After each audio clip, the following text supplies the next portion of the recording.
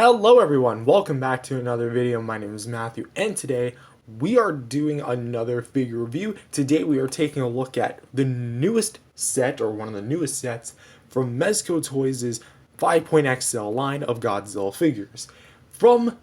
Based on the Godzilla vs. Hedorah movie from 1971, Godzilla does battle with the Smog Monster, aka Hedorah, a monster made of pollution, to really determine the fate of the world as we know it. Godzilla and Hedorah are pretty interesting for all multiple different reasons in this set, but we'll get to that right now. So let's take a closer look, shall we? There's a lot to go over. So usually I'd go over things like sculpt and paint, articulation, accessories, size comparison, and whatnot. We're going to do things a little bit differently because, considering the fact that this is a 2-pack that features multiple things, we're going to kind of go over all the figures as if they were their own individual reviews.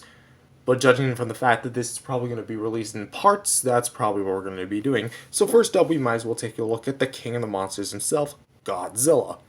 Which, if you have seen the Destroy All Monsters Round 1 set review, you would know that this is obviously that Godzilla.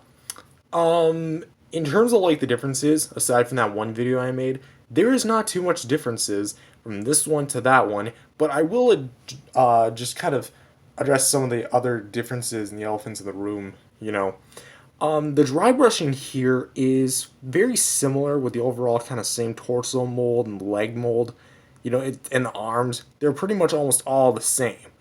It's definitely more akin to that film because there were slightly different color differences, not so much the suits. And these spines are actually much more yellow than they are on the Destroy All Monsters figure. The most glaring difference is actually the head sculpt. You might notice that there's this big green thing on his eye. That is actually the fact that in the movie he loses his eye, or at least gets his eye wounded, and then I think in the next movie he pretty much just heals it or regenerates it back. So no problem there. But as you can clearly see, it's got some pretty nice kind of green paint applications on that. Definitely looks very goopy, and then the other eye's just kind of looking straight on, like very pissed. Also, the mouth is closed, which none of the other Godzillas in this scale actually had, because they all had like a closed mouth but with the teeth showing, or an open up mouth all the way. So this is actually the first closed mouth Godzilla in the 5-point line. Again, moving on down, you got some of that nice dry brushing that continues, and nice sculpted details, all the nice cracks and crevices and whatnot. Claw paint looks pretty dang sweet. Claws here as well. Not too bad, honestly. And another major difference is actually going to be the tail, which, if you remember, the past Godzillas had their tail straightened out, or at least for the most part straightened out. This curls directly in, like just straight up swoops right in. As you can see, it's very interesting, like a very interesting design choice.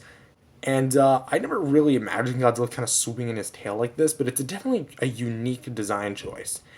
However, there is one major difference that I didn't think I pointed out, and that's actually going to be the hands.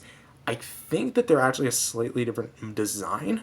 Actually, no, you can actually forget what I just said. Nope, they're in fact at least more or less the same thing. So, yeah, the hands completely unchanged from the Destroy All Monsters set. Just looked at the Destroy All Monsters figure. So for sculpt and paint, this guy's actually pretty well done, pretty well sweet. Really great. I really have no problem with the sculpt and paint. It's overall like very nice, and it has a lot of merit to it. For articulation, 5 points. So that's basically the name of the line. So you get 5 points of articulation on each figure. So 1 point you get at the head, 1 point you get at the shoulders. As you can see here, this one's a bit more easier to move on mine. This one you can move right here at the V cut at the crotch, and then right here at the tail.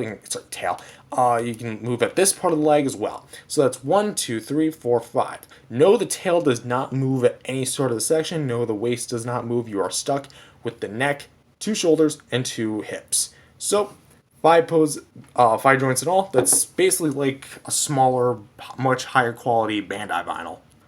Time for accessories, and if you remember from the previous Godzillas, or previous Godzilla, from the Destroy All Monsters set, round 1, you would know that he came with like a bunch of accessories. Does this Godzilla carry that tradition? Spoiler alert, no he does not. At least not directly.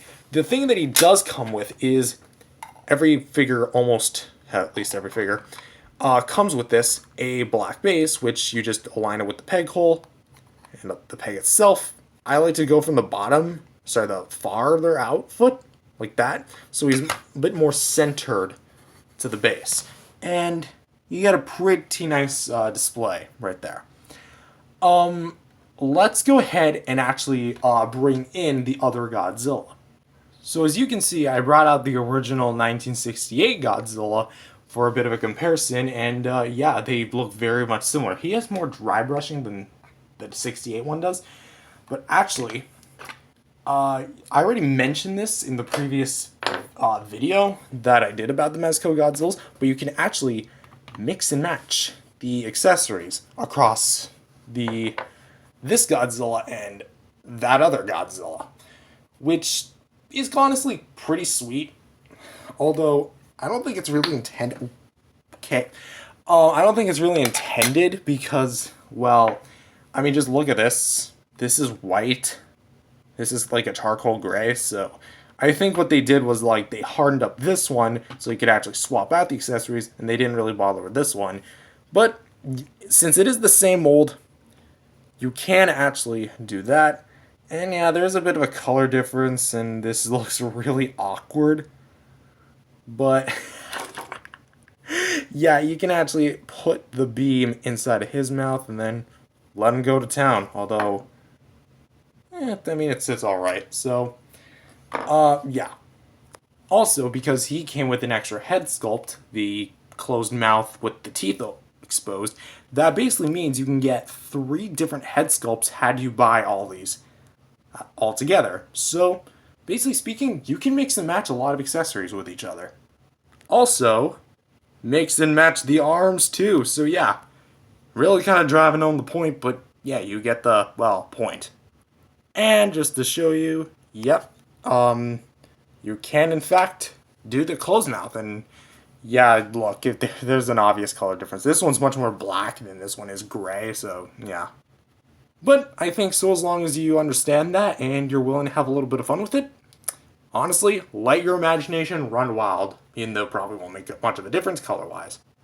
So overall, I think the little Godzilla minifigure that comes with this 1971 Mezco set is pretty good. You think I'd be a bit more hectic, like, complaining a bit more about the lack of accessories in comparison to the Mezco set from Destroy All Monsters, but I think the other things that come in this set more than make up for that, which we'll see in just a sec.